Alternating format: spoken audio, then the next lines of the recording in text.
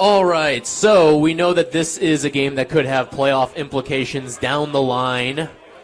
Where on a scale of 1 to 10 would you put this in terms of must-win for the Chicago Bears on Sunday against the Commanders? This is a good solid 8 for me. Ooh. Yeah. An 8. Well, for a couple of reasons. You got to keep winning NFC games against NFC opponents. And I'm projecting that they're going to play Marcus Mariota. At some point, you've got to prove that you're capable of winning games away from your own building.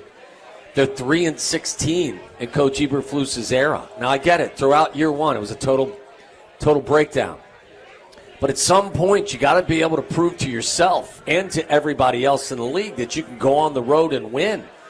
And you can't go into Washington, face their backup quarterback, lose that game, and then come back and feel good about yourself, can you? I like the way you framed it, too, when you said this is sort of different coming out of the bye, and the mojo could really, it's like almost like starting another part of a season. Yeah. And I kind of liken it when you said that to the Tennessee game. Like, you had to start out with good vibes by winning that Tennessee game. Now, it was ugly, but they found a way to win.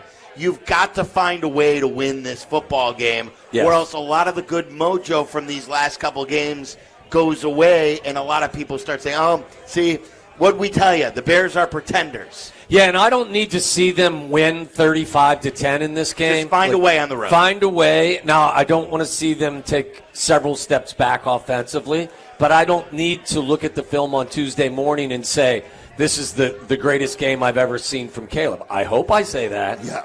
I don't want an enormous step back, but you've got to find a way to leave town and go get a win in somebody else's building. I'm not as high as Waddle as far as number. I'll say a 6.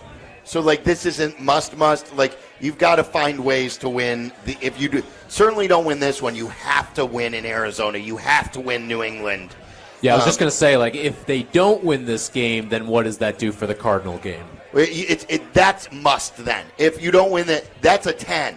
And then I've got, as you know, my formula has been Arizona, New England, Seattle, those 3, and then 3 in the division. Yeah. Because I don't know if San Francisco may be more gettable now, but those that's my path. And then if you win this one, maybe you win all 4 of those games and then win 2 out of 6 in the division. Right now, you are more than likely facing a backup quarterback.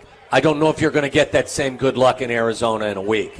Probably so, because this team's been kissed by. So if they were to lose one, you'd rather them lose the Arizona game on the road against Kyler Murray. I don't want them to lose either. Of course. But, yes, that one would be, to me, would probably be more understandable against a team that would be at full strength, theoretically. By the way, we've been talking a lot about how the Bears are catching teams at the right time, it feels like. Yes. You know what comes out, I believe, tonight? Oh, right.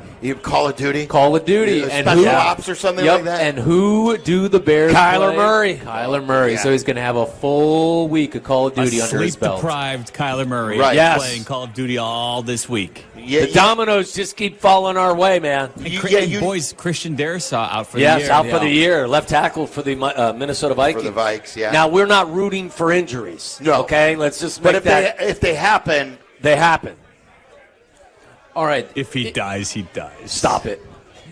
Rocky IV, the worst Rocky of all time. If Jaden Daniels does not go this week, and it is a Marcus Mariota game, and the Bears lose, is it the most disappointing game of the season? The most disappointing thing I've heard all day is him say Rocky IV was the worst Rocky, when everyone knows that Rocky V sucked. Okay, that was one of the worst movies of all time. That's fair. That's fair. Yeah, Tommy Gunn. Screw Tommy Gunn. That's fair. I guess that's just me kind of shuddering at everyone who thinks Rocky IV was one of the better Rockies. It was still good. That's crap. He saved the world from the Cold War. You're a moron.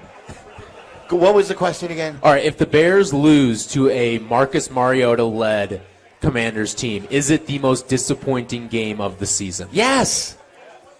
You were expected to lose to the Texans. I wasn't, sniping at you, Tyler. I was just responding emphatically. That Indy game, I mean, we remember the That's Indy true. game. That's true. You remember the goal line set of plays? Yeah, but they're different. They're different now.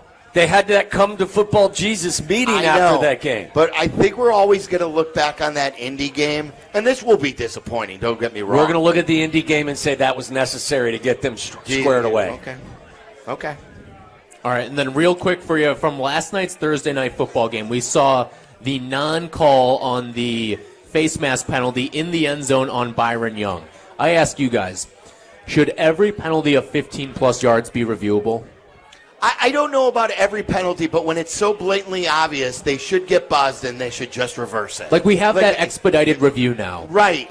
Get help from New York when it's obvious. When it's yes. Buzz them and say, guys, there was a face mask here. That doesn't hold up. Yes, you guys didn't have a good view, although they did. But you could argue you may not have had the view we had sitting here in the studio. That's a penalty. You saw the Rams player shudder